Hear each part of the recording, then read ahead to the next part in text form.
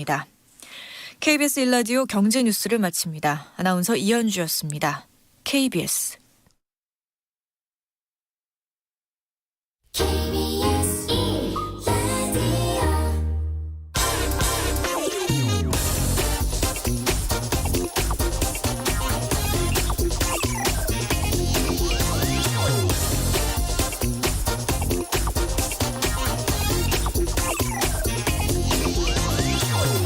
네, 코로나19 재확산세죠. 신규 확진자는 5일 연속 300명대. 서울, 경기, 인천의 사회적 거리 두기는 내일 0시부터 2단계로 높아집니다. 미국의 신규 실업수당 청구는 5주 만에 다시 증가세를 보이고 있고요. 전염병 재확산으로 부분적 락다운에 들어간 영향 때문인 것으로 보입니다. 유럽의 PMI 구매자 관리 지수는 50선에서 다시 49 수준으로 떨어졌습니다. 50 이하. 유럽 대기업 구매 담당 부장님들이 앞으로 경기 전망 별로 좋게 보지 않는다, 이런 이야기가 되겠습니다. 반면 지난 10월, 지난달이죠, 한국 제조업의 PMI 지수는 51.2였습니다. 지난해 12월 이후 처음으로 50을 넘어섰는데요. 경기가 확장 국면에 들어섰다는 뜻입니다. 그런데 다시 바이러스가 괴롭히네요. 치료제든 백신이든 제발 안전한 해결책이 빨리 나왔으면 좋겠습니다. 정말 힘든 사람들 많습니다. 네, 안녕하십니까. 세상에 이익이 되는 방송 최경영의 경제쇼 출발합니다. 저는 진실탐사 엔터테이너 최경영입니다. 유튜브 오늘도 함께 갑시다.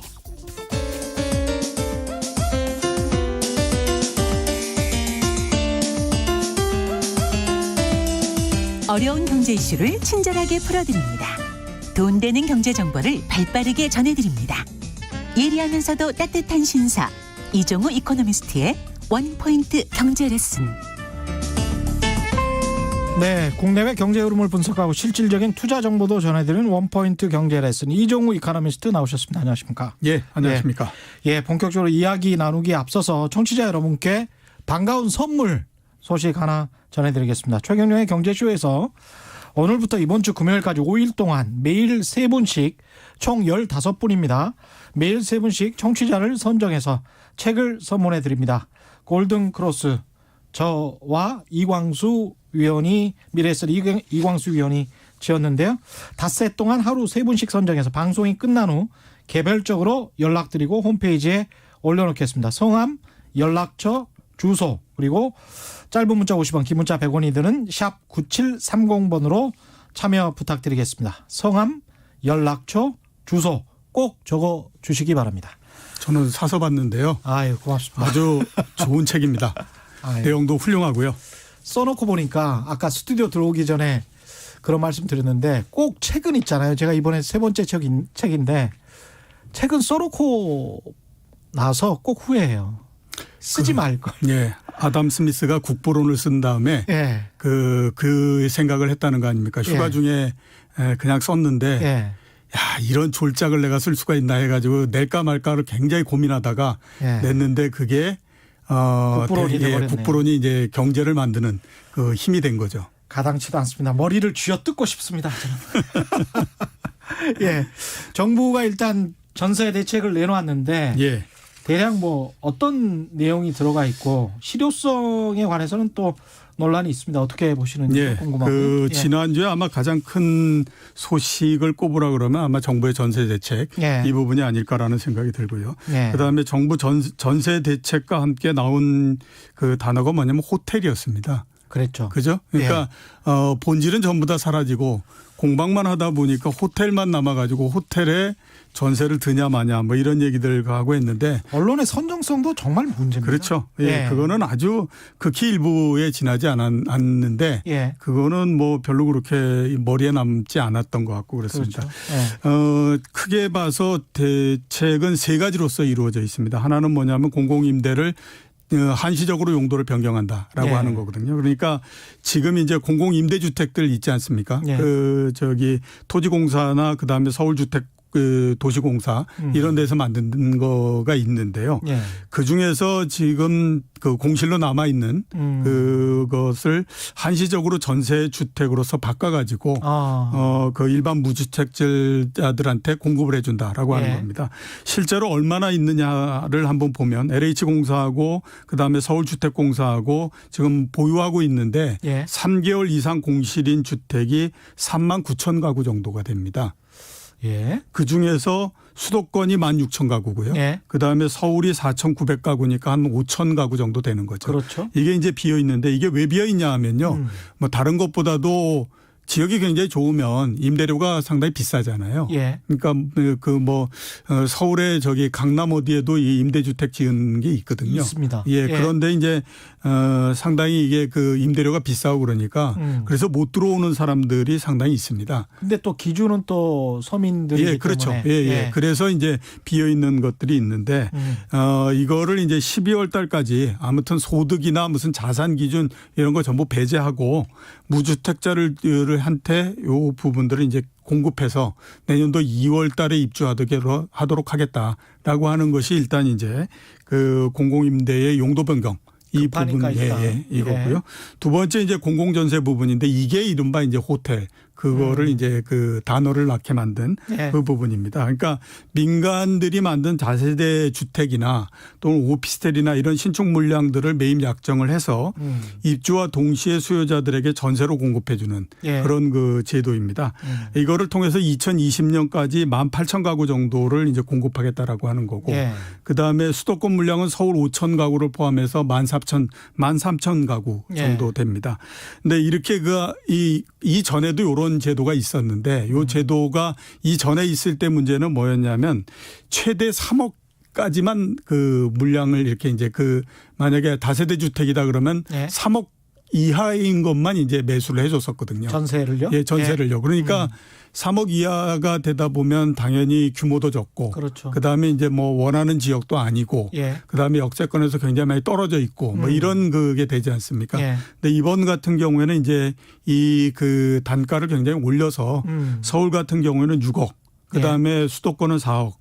그다음에 지방은 3억 5천까지 그것까지도 이제 뭐 이렇게 그 매수를 해주겠다라고 하는 겁니다. 그래서 이거를 통해서 아무튼 이제 그 공공 전세를 이렇게 좀 이게 공급해주는 그런 부분들이고요. 그래서 요게 이제 원래는 호텔도 좀 들어가 있다가 하도 얘기가 많이 나와서 이제 호텔은 좀 빠진 그런 거고요. 그다음에 이제 장기적으로 봤을 때 매입 약정입니다. 2022년까지 전국에 44,000가구를 그 뭐 이렇게 이제 공공이나 아니면 민간이나 이렇게 지은 부분들을 매수해 가지고 그걸 이제 괜찮은 그 형태로서 이제 좀 공급을 해주겠다 이런 걸로 해서 세 가지 지금 이제 대책을 내놓은 상태이거든요. 한번 뭐 급한 불은 뭐 꺼보자라는 그런 그렇죠. 필사적인 필사적인 노력이다라고 볼 수 있습니다. 한번 평가를 해보면 좀 높게 평가해 줄 수도 있는 부분들도 있는데 뭐냐면 임대 방식을 변경하는 거잖아요. 기존에는 월세를 계속 였었는데 아까 말씀드렸던 것처럼 월세를 전세로도 바꿔주는 형태지 않습니까? 그다음에 이제 대상자 자체도 굉장히 확대했죠. 옛날에는 일정한 기준이 있었거든요. 그러니까 뭐 소득 기준, 그다음에 뭐 자산 기준 이런 것들이 있었는데 그거를 일단 다 폐지하고 우선 아무튼 무주택자면 모두 다 공급해 주겠다라고 하는 부분도 있었고 그다음에 아까 말씀드렸던 것처럼 임대주택의 그 정부가 매입하는 가격을 굉장히 높이기 때문에 임대주택의 품질 등도 상당히 높은 그런 부분들도 있잖아요. 중산층을 많이 겨냥을 한 거네요. 그렇죠. 그래서 주택 중산층. 그 부분에서 상당히 평가해 줄 수 있는 부분들도 있는데 이제 문제는 뭐냐 하면 우선 이제 공실이 난 부분들은 그 수도권 같은 데서는 그래도 이제 나갈 수 있는데 지방 같은 데서는 지금 뭐 그 공실이 나는 지역 자체가 이유가 있겠죠. 다른 그 민간이 지은 아파트 이런 데도 미분양이고 이렇기 때문에 그거는 나갈 가능성이 별로 없으니까 일단 문제가 있는 거고요.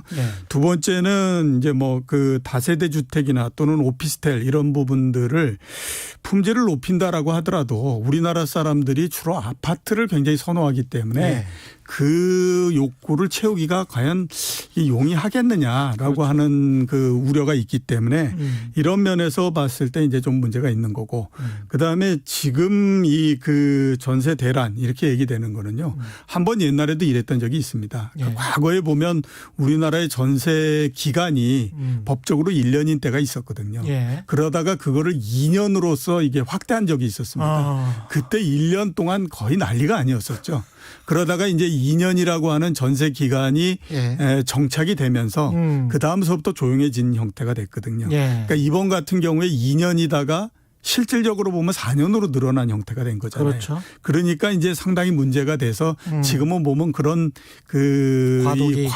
이 미래에 대한 이게 도대체 어떻게 되는지를 잘 모르니까 굉장히 불안해서 이제 심리가 되는 거거든요. 그렇게 예. 이렇게 됐고 그다음에 뭐 일부 언론에서는 이번 부동산 대책이 24번째다라는 예. 얘기들을 굉장히 많이 합니다. 예. 제가 그 요즘에 부동산 대책을 보면서 30년 전에 증시 대책이 참 떠오른다 이런 그 생각이 드는데요. 아, 증시 대책 계속 그렇죠. 나왔었던 89년도서부터 92년도까지 한 3년 동안에 걸쳐서 증시 대책이 15번 나왔었어요. 아. 그 15번 내에는 정말 뭐 상상을 초월하는 것도 있었죠. 그러니까 예를 들어서 보면 한국은행에서 돈을 찍어 가지고 주식을 사서 가격을 유지시키겠다라고 하는 부분도 있었고요. 와. 그다음에 시가총액의 4%에 해당하는 돈을 상장 기업들한테 돈을 걷어서 주식을 사서 주가를 안정시키겠다라고 하는 방안도 있었습니다. 그때는 이제 주가 부양 대책이네요. 그렇죠. 예, 예. 그때 4%니까 그 4%를 지금에다 적용하면 80조인 겁니다. 그러니까 기업들한테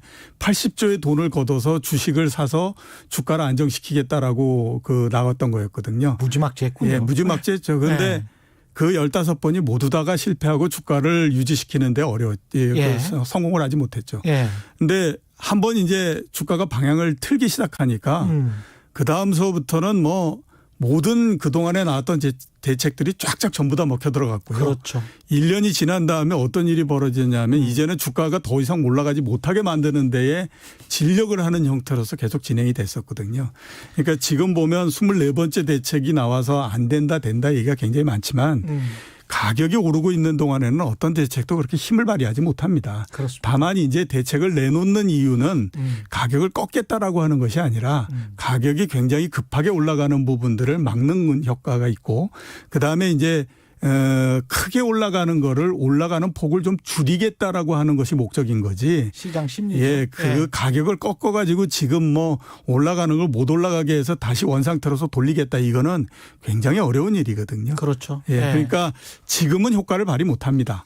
근데 언젠가 부동산 가격이 만약에 변하게 되면 예. 지금까지 나왔던 모든 대책들이 갑자기 그때 막 효과를 발휘하기 시작하면서 그렇죠. 난리가 나는 형태가 돼버리죠. 이게 마치 비유를 하자면 홍수가 나는데 정부가 제방을 막 쌓고 있는 거예요. 제방을 아무리 쌓아도 홍수가 나는 도중에는 어떻게 할 수가 없죠. 근데 이제 시간이 지나서 갈수기가 되면서 예. 가뭄이 되는데 제방은 완성이 된 거예요. 근데 비가 그때는 아무리 고사를 지내고 제사를 지내도 비가 안 오네? 예. 이게 시장인 것 같습니다. 이게. 예, 맞습니다. 이게 가격이고 이게 시장인 것 같거든요. 그래서 시간이라는 그 뭐랄까요? 그 10만이 조절할 수 있는 이 타이밍을 예. 정부라고 어떻게 해볼 수는 없겠죠. 예, 그렇죠. 예. 그렇기 때문에 모든 정책이 그 뭐 이게 그 부동산 대책도 그렇고 주식 대책도 그렇고 환율 대책도 그렇고요. 정책의 목표는 그 가격을 반대 방향으로 꺾는 게 목표는 아닙니다. 예. 항상 목표는 속도를 조절하는 것이 가장 최고의 목표인 거거든요. 근데 그럼에도 불구하고 시장은 또 어떤 시간이 닥치면 예.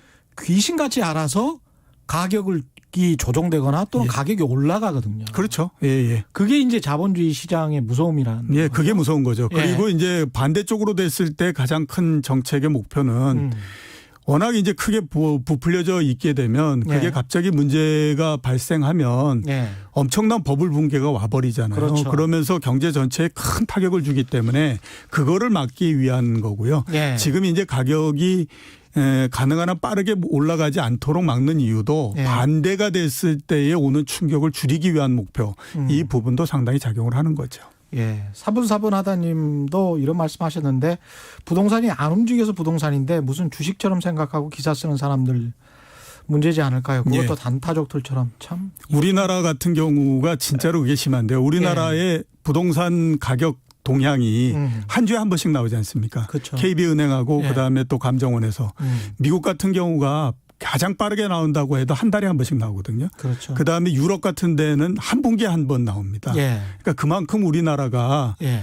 이게 일주일에 한 번씩 부동산 가격이 나온다라는 것 자체가 이게 그 다른 나라 입장에서 봤을 때는 도대체 말이 안 되는 얘기인 거거든요. 거기다 기사 형태가 다 똑같아요. 예. 정부의 정책이 나왔다. 이틀 후에 뭐 음마아파트 가격이 올랐다 내렸다.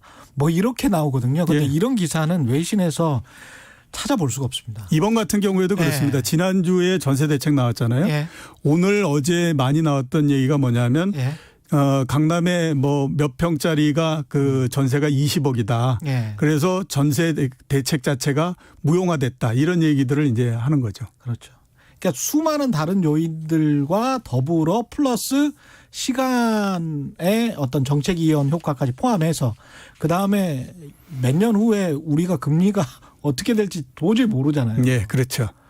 그런 상황들까지 다 고려를 좀 해서 시민들에게 알려드리면 좋을 것 같은데 최경련의 경제쇼에서 계속 그 역할을 하겠습니다. 예. 예. 딸기 피터님 오늘 2,600까지 찍었는데 고점일까요? 개인들은 인버스 곧버스 있지 않습니까? 예, 그렇죠. 순매수 많이 했다고 하는데 이것도 걱정인 것 같고 예. 역으로 또 주식 뭐 지금 말씀하셨다시피 신흥국 통화 예. 미국 정크본드까지 다 오르고 한국 뭐 부동산뿐만이 아니고요. 예. 자산이라고 하는 거는 거의 다 지금 오르고 있는데. 그렇죠. 예, 예. 자, 가격이 붙어 있는 것들은 거의 대부분 다 지금 오르고 있는 상태입니다. 그래서 한번 그 현황을 한번 보면요. 예. 우선 미국 주식 시장 예. 다우지수는 사상 최고치를 넘었고요. 예. 그다음에 그 나스닥이나 이런 것들은 거의 사상 최고치에 모두 근접해 있는 상태지 않습니까? 우리가 지금 오늘 어떻게 오늘 그 2,600이네요. 종가로는 사상 최고치고요. 예. 그 장중가로는 2,607이 사상 최고치였기 때문에 예. 거기에서부터 한 4, 5포인트 정도 지금 밑에 있는 건데 사상 최고치는 예, 그렇죠. 오늘의 기세로 봐서 예. 내일 장중에는 당연히 2,607을 넘어간다라고 봐야 되니까 일단 그렇고요. 그다음에 대만도 사상 최고치. 대만도. 예, 그다음에 일본 같은 경우가 주가가 그렇게 안 움직인다라고 얘기하지 않습니까? 예. 지금 25,000포인트 넘었거든요. 니케이가. 이게 어느 정도 수준입니까? 2000년 이후에 가장 높은 수준입니다. 2000년 이후에 가장 예, 예. 높아요? 그러니까 20년 만에? 예. 주가 전부 다 그렇고요. 그다음에 통화 같은 경우에 보더라도 원화가 코로나19가 발생하고 난 다음에 12% 절상이 돼 있는 상태입니다. 예. 그러니까 이게 원화뿐만 아니라 이머징 마켓의 통화들이 대부분 10% 정도씩 막 이렇게 그 가격이 오른 상태이거든요. 달러가 내려가는 예, 그렇죠. 만큼. 그렇고 예. 그다음에 미국의 정크본드가 기억나시겠지만 코로나19가 발생하고 지난 3월 달 이때에 예. 미국의 이제 그 신용 등급이 안 좋은 회사들이 망한다라고 해 가지고 연준이 돈을 투입해 가지고 이 회사들의 회사채를 사냐 마냐 뭐 이런 얘기들 그렇죠. 굉장히 많이 했었잖아요. 예. 그러면서 이제 가격이 떨어지고 뭐 했었던 정크본드가 최근에 보면 가격이 무려 30%에서부터 50% 정도까지 막 상승을 해버립니다. 예. 그러니까 아무튼 전 세계적으로 봤을 때 오르지 않은 거는 금과 은뿐이 없다라고 얘기할 정도로 또는 내 월급. 예, 그렇죠. 모든 것들이 다 예. 이렇게 가격이 지금 올라가고 있는 상태입니다. 예. 그래서 이게 왜 올라가느냐 하는 것들을 한번 보면 우선 이제 미국 대선 결과가 이게 올라가게 만들었다 이런 얘기들을 많이 하죠. 그래서 이제 뭐 바이든이 당선이 돼서 세계적으로 이제 다원주의가 생길 거고 예. 그 다음에 뭐 경기 부양 대책이 잘 나올 거고 그 다음에 그 뭐 기업 특히 그 애플 이런 그 빅테크 기업들에 대해서 규제를 굉장히 많이 할 걸로 예. 그렇게 생각이 됐으나 보니 공화당이 그렇죠. 상원에서는 어느 정도 선전한 것 같으니까 그런 것들에 제재가 없을 거다라고 해서 이제 올라간다 예. 이런 얘기들을 많이 합니다. 평가는 제가 좀 이따 하도록 하고요. 일단 예. 이제 요인만으로서 우선 말씀드리게 되면 그렇고 그다음에 두 번째는 이제 달러 약세 많이 얘기하죠. 그렇죠. 지금 이제 달러 관련해서 많이들 가정하고 있는 게 뭐냐면 2001년도에 달러 인덱스라고 있지 않습니까? 다른 예. 나라 통화에 비해서 달러가 어느 정도 그렇죠. 있느냐. 예. 그게 120 정도였었거든요. 2001년도. 2002년도에. 2002년에. 예, 그게 예. 2008년도가 되면 70까지 떨어집니다. 근데 예. 지금이 이제 그 가정을 하고 있는 거예요. 지금이 지금이 92 정도거든요. 92. 그러니까 예. 70까지 떨어지면 예. 20% 정도 더 떨어지는 거네. 이 달러가 떨어질 가능성이 있으니 예. 그러면 지금 그동안에 아무튼 미국의 자산을 사겠다고 돈들이 미국으로 몰렸는데 다 몰렸었죠. 그 자산들이 밖으로 흩어질 거다. 그렇지. 이러면서 이제 지금 얘기를 하고 있는 거고 예. 그거에 대한 증거로 얘기하고 있는 게 지금 외국인들이 우리나라 주식을 이렇게 사지 않냐. 오늘도 9천억 넘게 샀어요. 예, 그렇죠. 그러니 예. 이게 이제 증거다. 이렇게 이제 생각을 하고 있는 거고요. 그다음에 이제 또 하나 얘기하는 것이 경기나 모든 것들이 3분기에 바닥을 만든 것 같다. 예. 이렇게 이제 생각하면서 지금 이제 가격을 끌어올리고 있는 그런 상태입니다. 그렇죠. 예. 근데 제가 봤을 때 물론 이런 부분들이 어느 정도 역할을 하고 있는 건 사실이지만 그게 전적으로 맞는 얘기는 아니죠. 왜냐하면 미국 대선 결과 이런 얘기를 하지만요. 대선 이전에 한번 생각을 해 보십시오. 그 트럼프 대통령이 당선되는 것이 주가에 굉장히 이로울 거라고 얘기를 했거든요. 거의 한 달 전까지는 그게 압도적이었어요. 예, 결과는 예. 반대였잖아요. 예. 그다음에 또 미국에서 이 선거 결과에 승복하지 않으면 이건 진짜 최악이다 이런 얘기했잖아요. 예. 아직까지 승복 안 했거든요. 승복 안 했어요. 예, 그러니까 그런데도 주가는 오르고 있어요. 그렇죠. 결과는 예. 최악인데 예. 그럼에도 불구하고 주가가 굉장히 많이 오른 거지 않습니까? 그리고 네. 다른 자산도 굉장히 많이 올랐거든요. 음. 그렇기 때문에 뭐 달러 약세니 뭐 경기 바닥이니 이런 것들은 다 오르는 걸 포장하기 위해서 하는 얘기고. 사후에 예, 그렇죠. 분석하고 설명하는 예, 가장 거죠. 큰 부분은 뭐냐면 가격이 오르니까 가격이 계속 올라간다라고 하는 믿음이 생겼기 때문에 이게 작동을 하고 있는 그런 상태인 거죠. 이게 무서운 거네. 가격이 오르니까 가격이 계속 올라갈 거라는 믿음이 생겨버린 거죠. 예, 그렇죠. 그게 이제 가장 크게 역할을 한 거고요. 예. 그다음에 뭐라 그러더라도 시중에는 지금 뭐 우리나라뿐만 아니라 다른 나라들도 유동성이 굉장히 많은 상태거든요. 예. 그러니까 이런 유동성이 그 유동성만을 쭉 가서 주가가 어느 정도 오르니까 이제 소강 상태에 들어갔다가 어떤 하나의 계기를 만들어 가지고 또 한 번 다시 폭발을 하는 거거든요. 예. 그 계기로 잡은 게 뭐냐면 미국 대선인 거죠. 그러니까 예.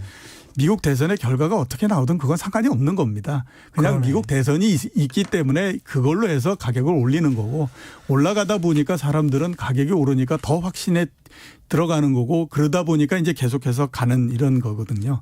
그러니까 앞으로 가격이 어떻게 될 거냐. 예. 우선 출발을 했기 때문에 갈 예. 때까지는 갑니다. 근데 문제는 참 뭐냐면 큰일이네요. 예. 갈 때까지가 도대체 어디까지인지는 아무도 모르는 아무도 모르죠. 상태인 거고요. 그다음에 돈으로서 확 이게 쏴버리는 형태가 되어버렸기 때문에 갈 때까지 가서 한번 이제 정점을 찍게 되면 그 다음에 일정 수준까지 내려오는 것도 굉장히 빠른 속도로서 내려오는 그런 형태가 될 가능성이 높죠. 우리가 보통 이제 항상 그런 이야기 하지 않습니까? 무슨 뭐 PER 가지고 이야기를 하고 뭐 네. 적정하게 기업의 이익이 성장하고 그러면서 주가가 올라가는 거는 아주 뭐 바람직하다. 예. 그다음에 PIR 이야기하면서 사람들의 소득이 가구의 소득이 높아지면서 집 가격이 올라가면 그건 뭐 좋은 일이지. 예. 뭐 이렇게 이야기를 하거든요. 근데 그거에 비해서 너무 지나치게 가격이 올랐다. 뭐 이런 어떤 사인, 예. 시그널 이런 것들이 지금 보이나요? 어떻습니까? 지금 뭐 당연히 보이죠. 아까 예. 말씀하셨던 것처럼 이제 기업 이익 그걸 하는데요. 예. 이번 올해 그 3분기에 기업 이익이 상당히 많이 증가를 했습니다. 예. 그래서 지금 이제 주가가 올라가고 그러는 거를 어느 정도 이제 포장할 수 있는 그런 이제 그 부분들이 됐는데요. 예. 3분기 이익이 얼마냐면 51조, 영업이익이 51조 났습니다. 예. 작년도에 37조였기 때문에 35.9% 증가했고요. 예. 그다음에 순이익이 작년도 23조에서 34조로서 증가했기 때문에 순이익이 50조 정도 증가했습니다. 예. 근데 매출액은 딱 1% 감소를 했어요. 그러니까 매출액이 감소하고 이익이 굉장히 크게 늘어난 거거든요. 예. 그러니까 이게 왜 그렇게 됐을까라고 생각해 보면 뻔하지 않습니까? 코로나19에서 굉장히 어렵기 때문에 기업들이 계속해서 비용 감소를 하고 뭐 이렇게 된 거구나. 겁니다. 예. 그러니까 사람도 많이 정리하고 그다음에 임금도 안 올려주고 예. 그래서 이제 최 기자도 마찬가지로 임금이 이제 안 올라가고 뭐 이렇게 된 거지 않습니까? 그렇죠. 이제 예. 여기 이렇게 해서 3분기 이익이 증가하고 한 것까지는 어느 정도 이제 가격에 다 반영이 된 건데 예. 그래서 이제 아까 말씀하셨던 PR이 13배 뭐 이 정도 된 거거든요. 이 13배 되고 이런 것들은 내년도에 이익이 35% 정도 증가한다라고 하는 것까지 다 그 반영이 된 겁니다. 예. 근데 한번 내년도에 진짜로 35% 40% 이익이 증가할 수 있을까라고 하는 거 한번 생각해 보면요.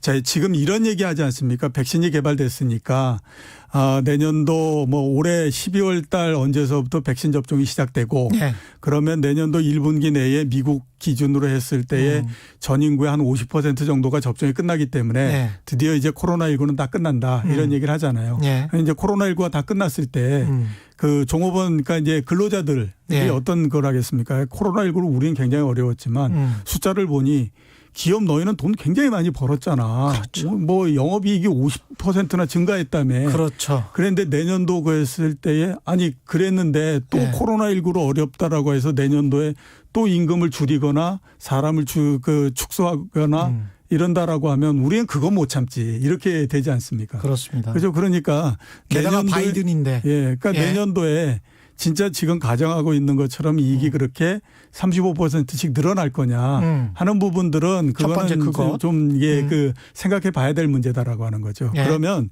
지금까지 주가가 올라간 부분들은 올해 이익이 줄어들었다가 다시 늘어났다가 이거 다 반영했고 예. 내년도에 30% 정도 늘어나는 것까지도 어느 정도 반영했고 예. 이렇게 되는데 내년도에 실제로 그게 안 나온다라고 하면 이거 상당히 이제 골치 아픈 그 국면이 나오는 거죠. 그렇죠. 오히려 뭐 PR이 14배 막 이렇게 올라가는데 예. 우리나라의 PR이 8배, 9배 됐던 것이 10여 년 동안 계속 유지됐던 숫자거든요. 지금 13배만 하더라도 과거에 비해서 굉장히 높아진 건데 그렇죠. 거기에다가 만약에 이익이 지금 생각했던 것처럼 안 돼가지고 14배 뭐 이렇게 된다라고 하면 굉장히 좀 높아질 수밖에 없는 거지 않습니까? 그렇죠. 그러니까 상당히 예. 문제인 거고 또 똑같이 보면 경제도 마찬가지입니다. 지금 내년도 경제 성장률이 미국 기준으로 4.6% 될 거다라고 얘기하거든요. 예. 근데 그거 만만치 않거든요. 예. 그러니까 지금 뭐 3분기에 경제가 V자 형태로서 좋아지고 이러는 것까지는 어느 정도 다 반영이 된 상태인데 예. 내년도 됐을 때 과연 계속 그렇게 될 거냐 이거는 또 가봐야 하는 문제니까 상당히 좀 해결해야 될 문제 좀 많이 있다라고 볼 수 있죠. 게다가 미국 기업들은 정말 신기한 게 말이죠. 콜스 같은 백화점이나 뭐 이런 것들도 그렇게 경기가 지금 안 좋은 상황에서 우리가 어떻게든 버텼어 이익이 좀 늘어날 것 같아라고 하니까 가장 먼저 선언하는 것이 내년부터 다시 배당을 재개할게. 예, 그렇죠. 그거와 함께 자사주 매입해 줄게라는 딱 이 이야기부터 먼저 하는 거예요. 근데 지금 바이든 시대에 나와서 노동자들이 이렇게 불만이 많은 상황에서 실업자들도 상당히 많이 있는 상황에서 다시 현업으로 복귀를 못 했거든요. 예. 그 트럼프 시대처럼 그렇게 무지막지하게 배당하고 자사주 매입하고 그거를 미국 사회가 또 그대로 놔두고 볼까. 그것 때문에 사실은 기업의 주가가 굉장히 많이 올랐던 그렇죠. 거거든요. 예. 엄청난 수준 수백조 원 수천조 원을 배당과 자사주 매각을 했어요. 지난 10년 동안 미국의 기업들이. 근데 이제 이게 위기에 벗어날 것 같으니까 벗어나자마자 그 예, 선언을 다시, 예, 그래서 몇 개 기업들이 해버리더라고요. 배당하고 물론 이제 그 바이든 정부가 예. 그걸 용인할까라고 하는 부분도 있지만 제 생각으로 가장 큰 것 중에 하나는 연준이 과연 예. 그런 형태나 또는 지금의 가격을 용인할까라고 하는 부분들이 그렇습니다. 상당히 좀 퀘스천이다라고 그게 봐야겠죠. 핵심이죠. 예, 그러니까 올해까지는 코로나19로 해서 굉장히 어렵고 금융시장도 굉장히 흔들렸기 때문에 예. 연준은 가능한 한 아무튼 이 가격을 올리고 그다음에 가격을 유지하는 쪽에 포인트를 뒀었잖아요. 예. 근데 내년도가 되면 이제 그렇게 해야 할 이유가 없는 거거든요. 그렇기 때문에 연준 입장에서는 뭐냐면 그냥 시장에 걸림돌이 되고 엔티가 될 수 있는 얘기들을 툭툭 계속 던지는 겁니다. 예. 그러면서 만약에 거기에 대해서 이제 막 시장이 엄청나게 쇼크적인 반응을 보이면 그때 가서 아니 우리 얘기가 그렇게 뭐 금리를 인상한다던가 그런 얘기는 아니었어요. 그렇지. 이러면서 이제 잠깐 발을 빼지만 예. 기본적으로 올해의 우호적인 형태는 계속해서 더 이상 나오지 않는다라고 하는 겁니다. 그거는 그렇죠. 이미 이제 그 정책적으로 나오는 부분들이 한번 생각해 보시면 코로나19가 발생을 하고 회사채를 연준이 매입해 주겠다라고 하는 액수가 거의 6천억 달러 정도였거든요. 예. 그게 실제 매입이 200억 달러 정도밖에 안 됐습니다. 예. 그러니까 뭐 거의 한 3, 4% 요 정도밖에 안 했잖아요. 시장의 심리만 진정시켜 버린 그렇죠. 거예요. 그리고 지금 예. 얘기가 뭐냐면 올해 연말 되면 그 정책 폐지해 버리겠어. 그렇죠. 라는 얘기를 하는 거예요. 왜냐하면 아무리 생각해도 연준 입장에서 봤을 때 아니 중앙은행이 회사채를 매입해줘 이게 지금 말이 돼 이런 거지만 그렇죠. 그 코로나19가 한참 갈 때는 어쩔 수 없이 이런 거라도 해야지라고 해서 했는데 맞습니다. 이제 가격도 많이 올라가고 예. 그다음에 또 상태도 정상으로 어느 정도 돌아가고 그러는 거 보니까 그러면 그동안에 그렇게 무리하게 했던 정책들을 굳이 할 필요가 없지. 그렇죠. 그러면 지금에서 그냥 발 빼는 게 낫지. 예. 이 생각을 하는 거거든요. 그거는 이제 신호탄이고요. 예. 내년도가 되면 그렇게 발을 빼려고 하는 정책들은 수도 없이 계속해서 많이 나올 겁니다. 그러니까 이 비유를 하자면 물 빠진 사람을 일단 너무 뭐 인명은 구해줘야 되니까 구해줬어요. 예. 익사는 하지 말라고. 그런데 그 사람한테 된장찌개 먹이고 콩나물 뭐 이렇게 해가지고 이렇게 융숭하게 대접할 필요가 없는 거죠. 그렇죠. 본인은 예, 예. 소방관이기 때문에 물 빠진 사람 익사하려고 하는 사람 구해주기만 했으면 된 거야. 예, 예, 그렇죠. 알아서 너희들이 해야 그게 자본주의 예. 시장이야. 이게 이제 그렇죠. 연준의 스탠스거든요. 예, 그리고 그거랑 네. 똑같이 금리에도 적용이 되는 거고요. 예. 되는 게요.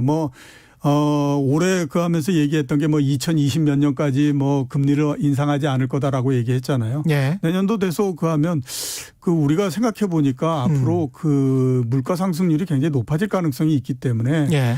금리를 꼭 2000 몇 년까지 그렇게 고수할 필요가 있을까라고 우리 한번 고민을 해봐야 된다. 그 말 한마디만 나오면 네, 그렇게만 하면 그냥 시장에서는 드디어 연준이 금리를 일으키겠죠. 인상하려고 한다. 예. 라고 하면서 막 나올 거거든요. 그래서 이제 시장이 막 흔들리면 그때 돼서 연준은 아니 우리가 꼭 금리를 인상을 하겠다는 얘기를 한 거 아니고 그렇죠. 우리는 한번 앞으로의 상황을 고민해 보겠다라는 차원에서 얘기한 거다. 그래서 시장의 하는 정도로 반응을 이렇게 계속 가는 거죠. 떠보다가 결국은 금리를 인상하겠지. 예, 그렇죠.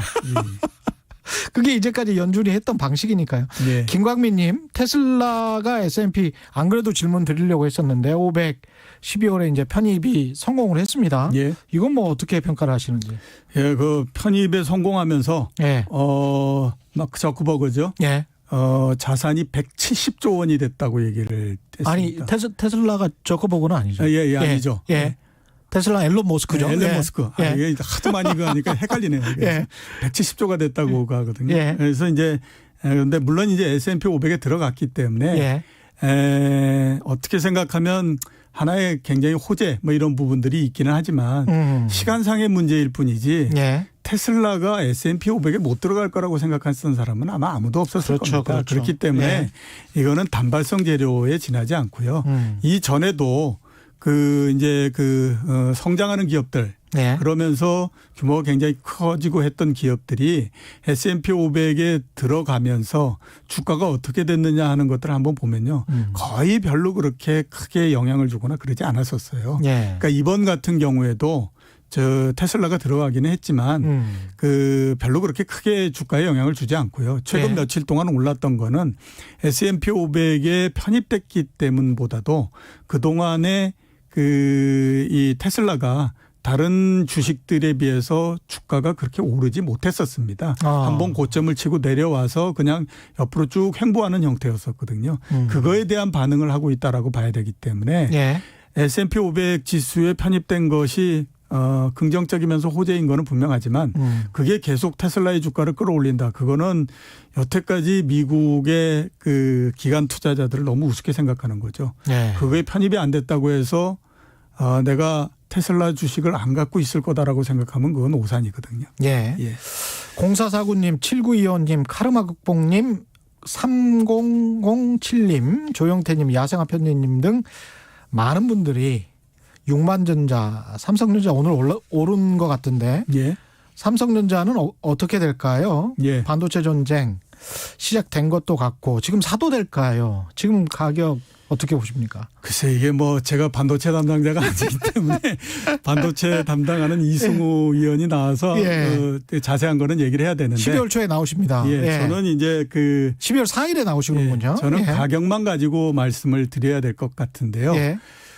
오늘 왜를 비롯해서 지난주서부터 지지난주 이렇게 해서 삼성전자, 하이닉스가 왜 올라갈까라고 생각을 해보면요. 예. 그러니까 이제 업황이 앞으로 좋아질 가능성이 있다라고 하는 부분들도 하나 있지만 예. 또 굉장히 크게 역할을 하는 거는 뭐냐면 그동안 삼성전자의 주가가 못 올랐기 때문에 그렇습니다. 그건 맞습니다. 그죠? 예. 그러니까 코스피 올린 거에 비해서는 정말 안 올랐어요. 이 코로나19로 해서 주가가 굉장히 낮아졌잖아요. 예. 그때 이후로 지금 코스피가 거의 80% 상승했거든요. 예. 근데 삼성전자 40% 정도밖에 상승을 못했어요. 오늘까지 포함하더라도. 예, 오늘까지 예. 포함해서. 그러니까 다른 주식들은 다 올라갔기 때문에 이제 다른 주식들을 건드리기가 어려운 거예요. 주가가 그렇죠. 높아져서. 예. 그러다 보니까 못 오른 주식들을 계속 찾아나가는 과정인 거거든요. 그 과정 속에 걸린 게 뭐냐면 삼성전자를 포함한 반도체 주식, 예. 그다음에 조선주, 해운주 예. 이런 것들이 이제 거기에 다 걸린 거죠. 예. 그러면서 이제 가격이 낮기 때문에 계속해서 끌어올리는 형태로서 간 거거든요. 예. 가격이 낮기 때문에 가격을 이제 주가를 끌어올리는 형태로 갔다라고 하면 문제는 뭐냐면 가격이 높아지게 되면 예. 더 이상의 돌파구가 나오지 않는 형태가 되는 거죠. 그렇죠. 지금 이제 오늘 뭐 얘기가 1일서부터 11월 1일서부터 11월 20일까지 우리나라 수출 통계를 봤더니 반도체를 중심으로 해서 수출이 늘어났더라. 예. 그러니 반도체 굉장히 좋은 거 아니냐 이런 얘기했거든요. 그것도 사후 분석이죠. 예, 그러니까 우리나라에서 언제 1일서부터 20일까지 한 달도 아니고 예. 그 20일 동안의 통계를 보고 그거를 가지고 주가를 움직이는 경우가 어디 있습니까? 그렇죠. 이거는 예. 그 이제 반도체 가격, 그러니까 그 반도체 주식이 올라가기 때문에 이제 그게 주가를 끌어올리는 거거든요. 예. 근데 이제 삼성전자를 포함해서 반도체 주식을 우리가 볼 때 하나 그 명심을 하셔야 될 거는 왜 다른 그 이게 뭐 종합주가 지수가 80%가 올라가는데 삼성전자는 40%밖에 못 올라갔냐 하는 거죠. 그렇죠. 그러니까 그거는 그만큼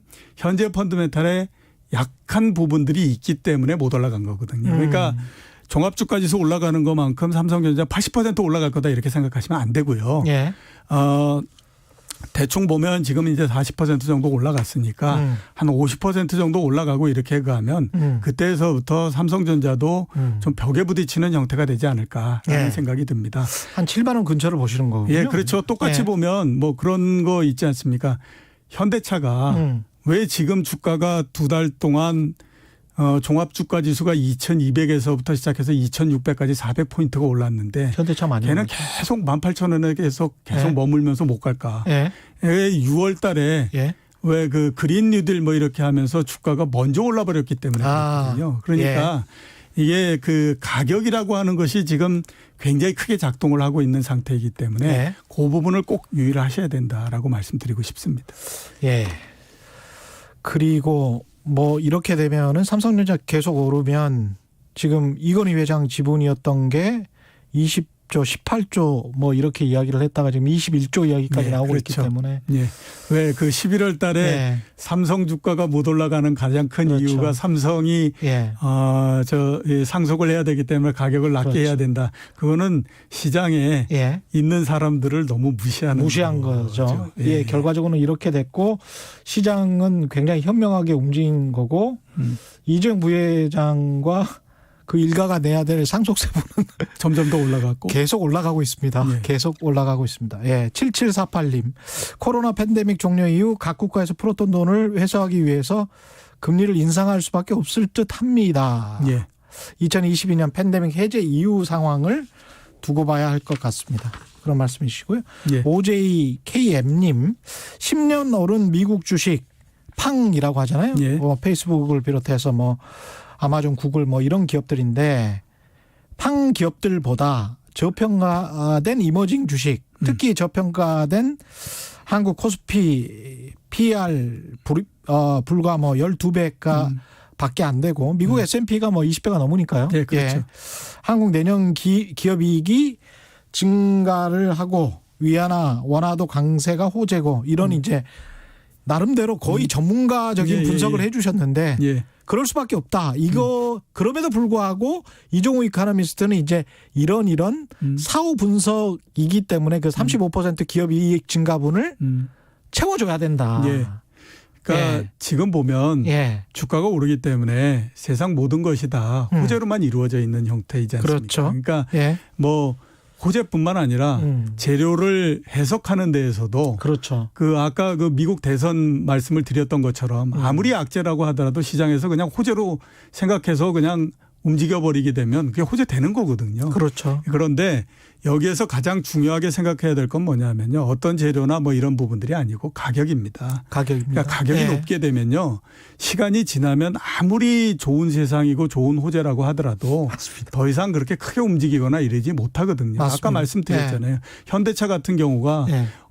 기업 실적도 좋아진다라고 얘기하지. 그다음에 뭐 앞으로 뭐 전기차, 수소차 뭐 이 얘기하지만 예. 가격이 왜 못 올라가냐면 예. 가격이 높아졌기 때문에 그런 거거든요. 그러니까 그렇죠. 예. 물론 지금 이제 얘기하는 것처럼 위안화가 그래서 뭐 원화도 또 뭐 계속 강세가 될 가능성이 있고 그러면 외국인들이 계속해서 매수가 들어올 거고 그다음에 올해 2분기를 기점으로 해서 기업 실적도 늘어나고 그다음에 또 경제도 굉장히 좋아지고 뭐하고 막 이런 얘기를 하지만 예. 그런 모든 것들을 다 압도하는 것이 뭐냐면 가격입니다. 가격이 이미 많이 올라 버렸어요. 그렇죠. 그렇기 때문에 과연 시장이 그 높은 가격을 어디까지 견뎌낼 수 있느냐 하는 것들이 가장 중요한 부분이기 때문에 예. 꼭 지금 나오고 있는 재료나 이런 것들에 너무 몰입하지 마시고요. 예. 가격이라고 하는 부분들을 항상 생각해 가시면서 맞습니다. 조금 좀 조심하게 접근하는 것도 바람직하다 이렇게 보입니다. 늘 겸손하게 시장을 이것저것 다 바라봐야 될 것 같고요. 이종 이코노미스트님이 지금 말씀하신 것들 현대차 같은 경우에 제가 지금 주식 차트를 보니까 7월쯤에 10만 원 아래였어요. 그런데 이게 한 9월 중순까지 해서 9월 18일 날 19만 1,500원까지 올라갔거든요. 예, 그렇죠. 그러니까 거의 한 2, 3개월 만에 예. 두 배가 올라간 된 거예요. 거죠.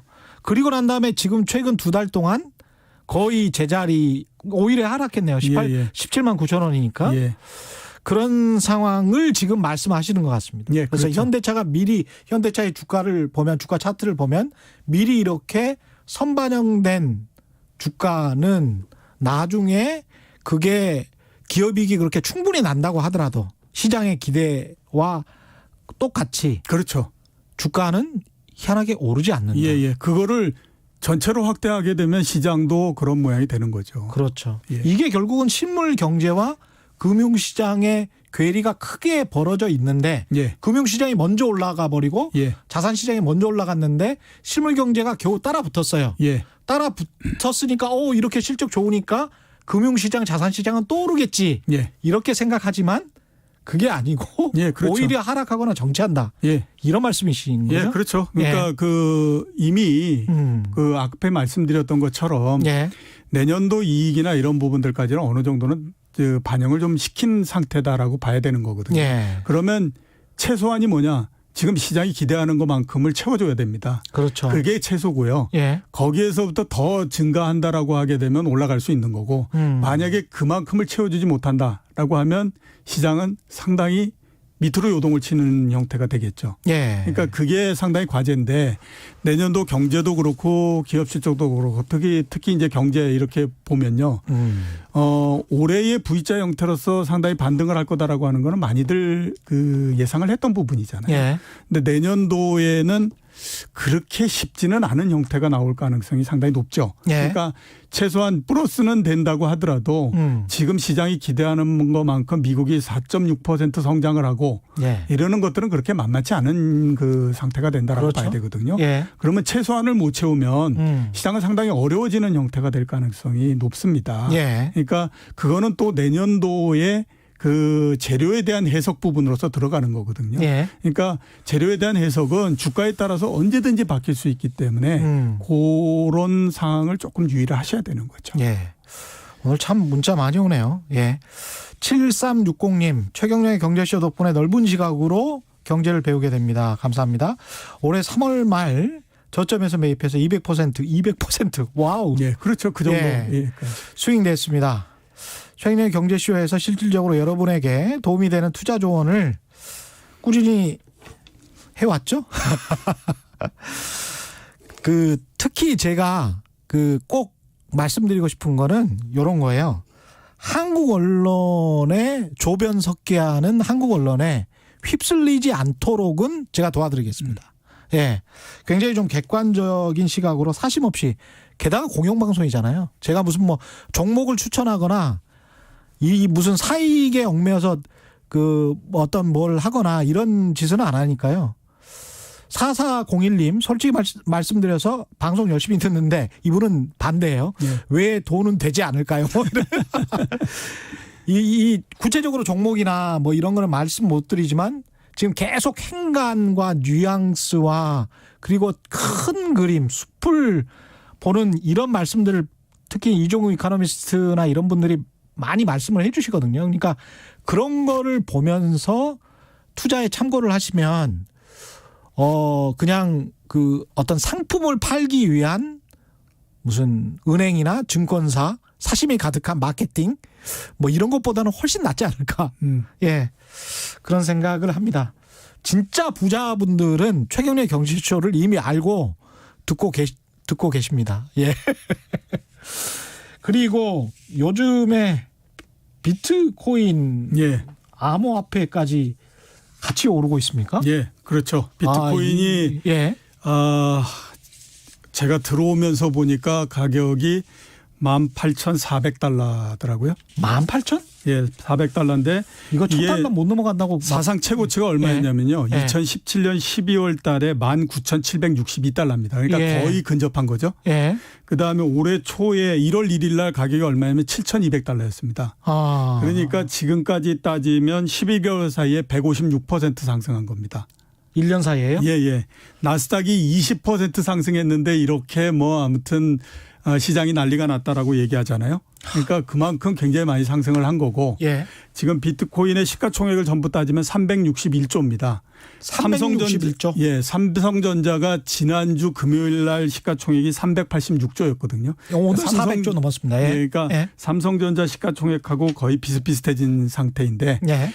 오르는 이유는 몇 가지입니다. 하나는 이제 달러가 약세가 됐기 때문에 혹시 기축통화 흔들리는 거 아니냐. 그러니 네. 다른 통화 가져야 된다라고 하는 게 하나 있고 두 번째는 보면 기관 투자자들이 암호화폐 시장에 좀 들어온 부분들도 있습니다. 예. 페이팔 있지 않습니까? 예. 세계적으로 가장 큰 결제 시스템. 예. 거기가 4종의 암호화폐로 결제하는 시스템을 지금 출범시켰거든요. 그렇게 되니까 피델리티나 또는 JP모건 같은 그 금융회사들이 이 그 암호화폐의 상품을 출시를 했어요. 예. 그러니까 야 드디어 이제 그동안 우리가 개념적으로 이걸 어디에다 쓰냐라고 하는 것만으로 얘기한 게 아니라 예. 드디어 이제 시작됐구나. 이렇게 예. 하면서 이제 그 덤벼들기 시작을 한 거죠. 그러면서 이제 가격이 굉장히 많이 상승을 했거든요. 예.